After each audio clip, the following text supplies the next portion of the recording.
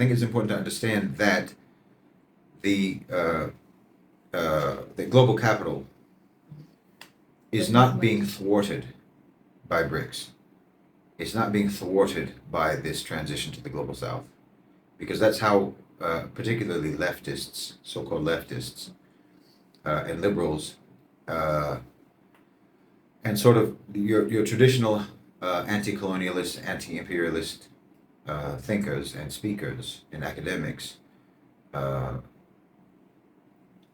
the sort of the propaganda is, or the rhetoric is, that this is the global south rising up against the West.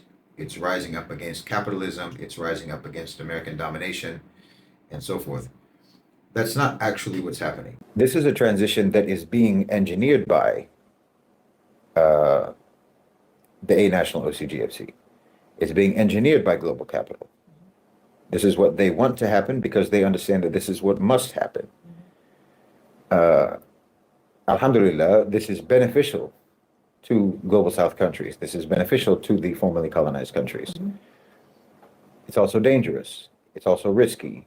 It's not that this is a rebellion by the global south countries. The original idea for BRICS was just a way of selling investment products by Goldman Sachs. It was just a marketing tool.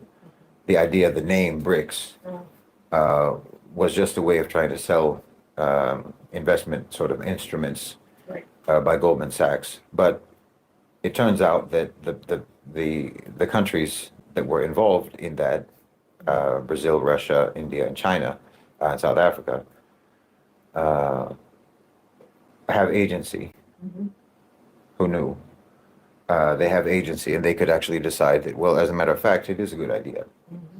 And so they sort of, as you say, took the bull by the horns and have actually been developing this. The A National OCGFC want this to happen. They know that it must happen, and no one is trying to prevent it from happening.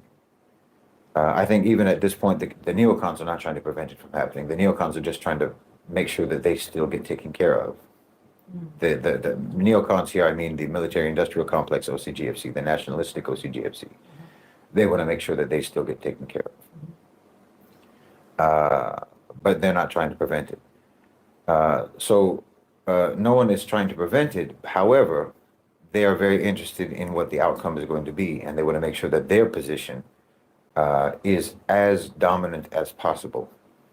So they will continue to try. I mean, I think that, for example, the talk about a single BRICS currency is something that has been floated, and that is actually advocated by the original guy. I forgot his name, O'Neill, I think, who came up with the BRICS. The title BRICS, who came up with the whole concept of BRICS for Goldman Sachs. He advocates for a single currency. A single currency is an incredibly bad idea, and the leaders of BRICS have recognized that. They've understood that what we can have is a unified payment system, but not a unified currency. Unified currency has been disastrous for Europe. And I think anyone can see that when you have vastly different economies within a bloc, you have to have different currencies. Everyone has to have their own currency. It makes much more sense for you to facilitate each country using their own currency, accepting that trade should be in the currencies of the countries that are doing the trading. And that's accelerating. That's happening a lot. That's happening much more than it ever has before. I think that what they wanted to do was to just replicate the Bretton Woods system in the Southern Hemisphere. They just wanted to replicate that. Just reverse it, just switch places, flip it to where now the global North would be the victims of that Bretton Woods system, and the beneficiaries of that new Bretton Woods system would be in the global South.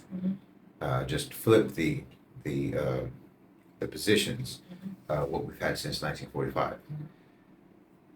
But alhamdulillah, the leaders of BRICS don't seem to be going for that, and they're making their own path. It's essentially an economic alliance. It's an economic alliance, but it has, not a political. but it definitely has political implications, Okay. and it's increasingly taking political positions. Okay. Like, for example, when they had the BRICS summit, they issued a statement about Gaza. Right. So that's a political position. They're coordinated, and it's obvious. You can see very clearly the sort of political criteria that is required for you to be a BRICS member. Uh-huh, yeah. Even if it's not explicitly stated, it's quite clear. All of the BRICS countries, even India, despite the fact that everyone has always felt that India was um, a shaky wheel in BRICS, even India has, and even though India is, we see it anyway on social media, a lot of Indian bots or Indian trolls or what have you who are very pro-Zionist and pro, Israel, pro Netanyahu, and so forth. The government is taking the BRICS position. Right, The government of India has yeah, towed the line, the BRICS line, with regards to Gaza and with regards to Israel and with regards to Palestine, with regards to eventual resolution and settlement, two-state solution, and so forth. right. The official, you can say that the official BRICS position is the Saudi Arabian peace plan of 2003. Yeah, everyone is on script. Everyone is on script, Yeah. including India, including China, including Iran now, including all of the states. So this is explicitly a political position. Officially, it remains an economic bloc, but clearly it's also a political bloc.